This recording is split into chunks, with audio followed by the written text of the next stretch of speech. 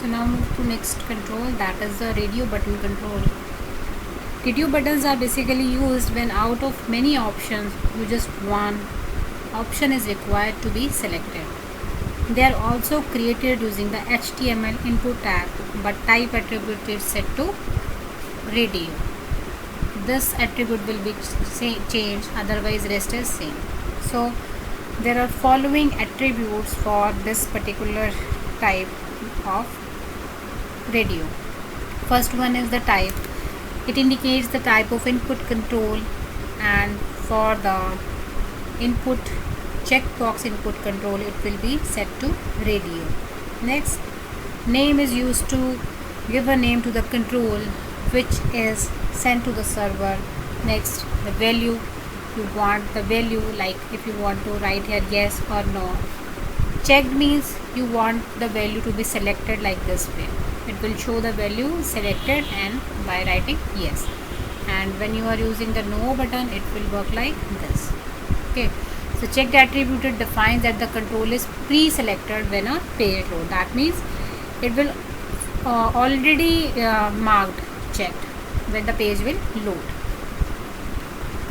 So this is the output of input control radio. I have made two controls. One is type value hot and other is not.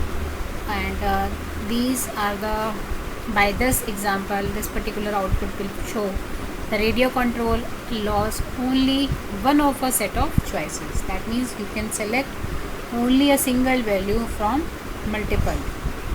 Okay, so now move to next. Before moving next, let's have a look on the attributes of radio button control. The type is the same, except as you should write radio instead of text. Name, the name of the control you want to give so that it can be recognized by the server. The value, if you want to set any value, then use this particular attribute. Checked, it will set to checked if you want to select it by default. So now next one is the checkbox control. See, checkboxes are used when more than one option is required to be selected. They are also created using HTML input tag, but type of attribute is set to be checkbox this time. See here, the type will be checkbox. Name, you want to write the name of the week, anything, like it will recognize this particular control. Then the value bike, and you have write some text, that is I have a bike. So let's understand the attributes of checkbox control. First one is the type. It indicates the type of input control. Name is used to give a name to the control so that it is easily recognized.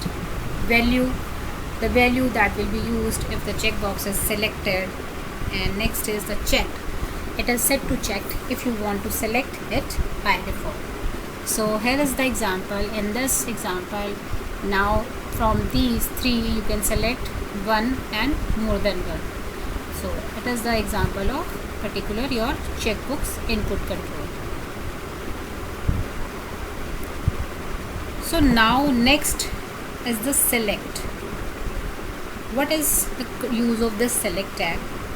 See, it is also called the drop down box, which provides option to list down various options in the form of the drop down list, from where a user can select more or one or more options.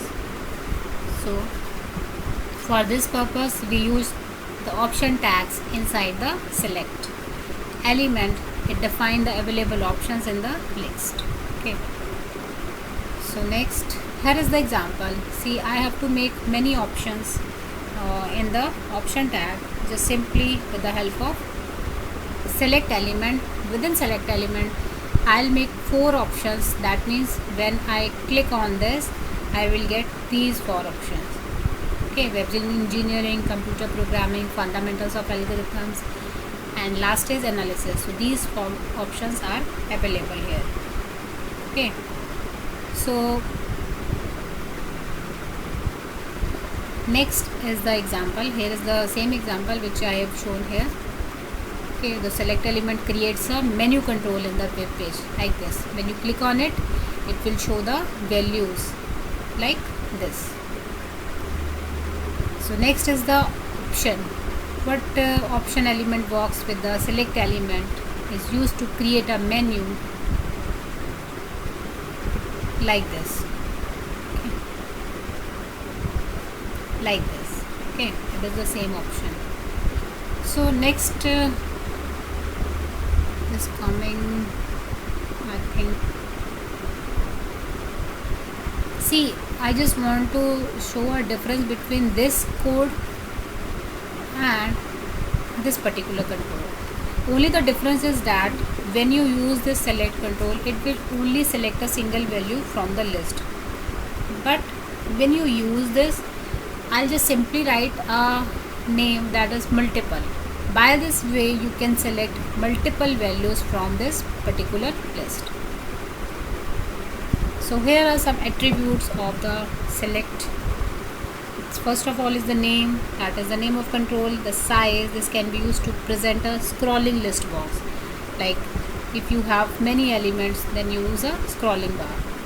So size is for that purpose. Then multiple, if set to multiple, then it allows a user to select multiple items from the menu. Now move to next. These are the attributes of option tab. One is the value that will be used if an option in the select box is selected. Selected, that means it specifies that this option should be the initially selected value when the page loads first time. Label, an alternative way of labeling the options. Label means just giving a name to that control. Now the next one is your file upload box. File upload box means you want to upload a file like an image, a word file, anything else from the user.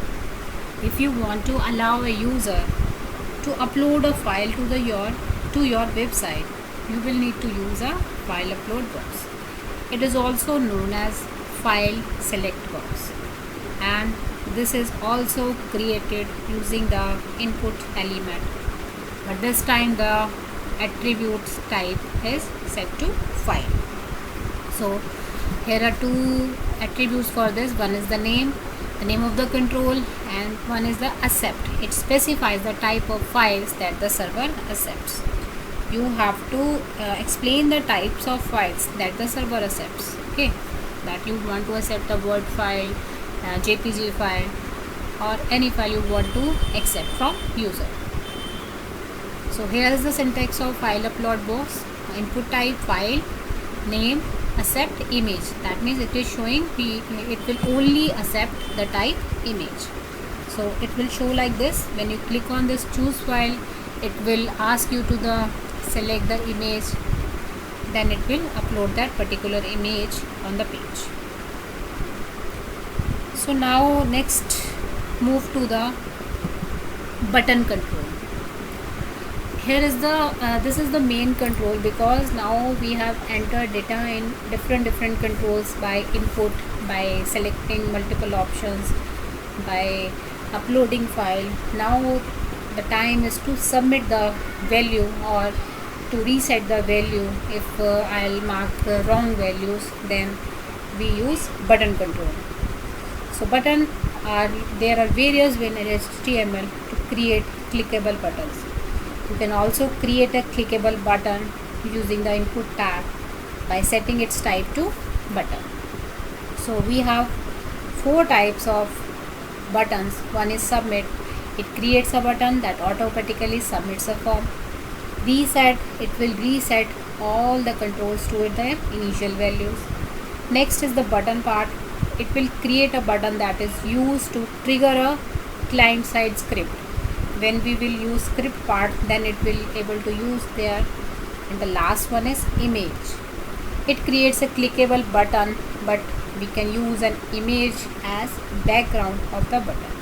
If we want to use a button as an image, like image will shown and it will a clickable image, then we use this particular type of control.